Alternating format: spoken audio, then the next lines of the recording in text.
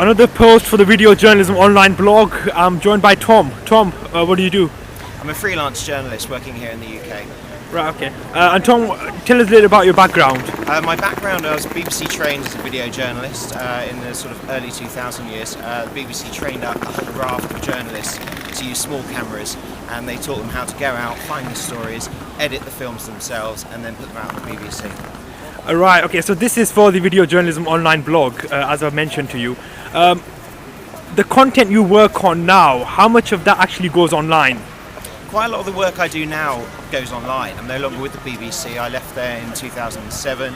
Since then I went to go and work for Bob Geldof's production company, 10 Ounce, where we did quite an exciting pilot setting up an online TV channel for accounting. It was quite groundbreaking. It's the first time it had been done in Europe. It was paid for by a county council, and that was solely online content. So we'd go around and make films about what was going on in Kent. That was 100% online. Since that came to an end, I've been freelance since then.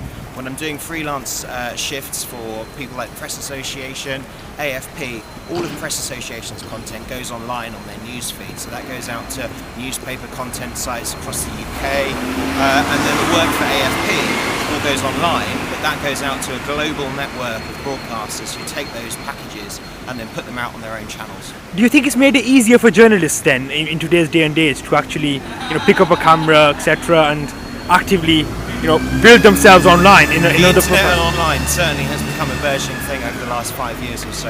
I think since more people have got broadband at home and it's no longer 56k dial-up, it's much easier to access video content online.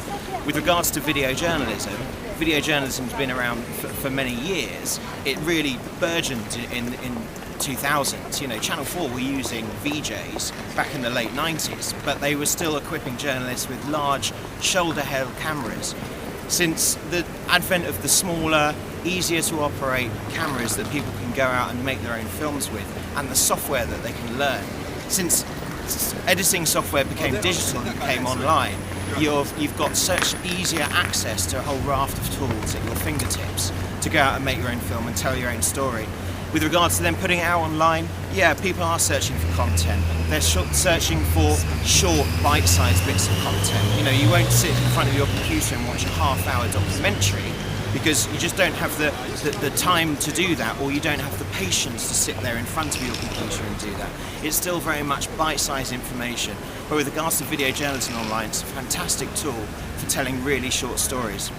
Now, obviously, with the ease of actually building a profile online, it's become a lot more competitive. So what advice do you have for aspiring video journalists? I think any advice for aspiring video journalists: get yourself a camera, learn how to use some simple editing software, and then go out there and find a story to tell. I remember when Michael Rosenboom was training us at the BBC, one thing he said was that everyone's got a story to tell, and they have. You've just got to engage with those people and also develop your journalistic skills. You've got to learn, and you will learn, the right questions to ask people to draw themselves out of themselves and find out what their story is to tell.